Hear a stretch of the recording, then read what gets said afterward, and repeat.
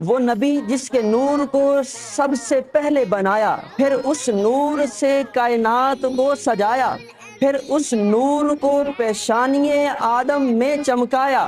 پھر اس نور کو فرشتوں سے سجدہ کروایا، پھر اس نور کی برکت سے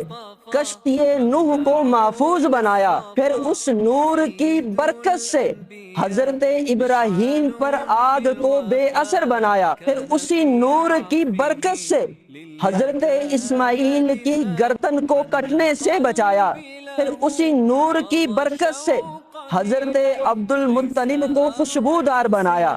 پھر اسی نور کی برکت سے حضرت عبداللہ کو دشمنوں کی چالوں سے محفوظ بنایا، اسی نور سے حضرت آمنہ کے مقدر کو چمکایا۔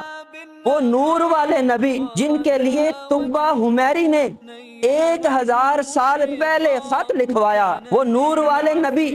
جن کی آمد کے لیے حضرت ابراہیم نے ہاتھ اٹھایا، وہ نور والے نبی جن کا نام حضرت عیسیٰ علیہ السلام نے خود بتایا، نور والے نبی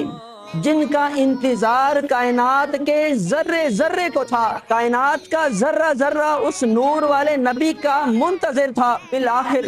وہ وقت آیا،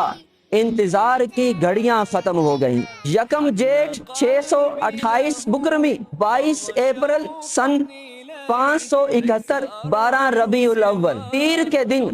جب 11ویں کی رات جا رہی تھی، 12ویں کا دن آ رہا تھا،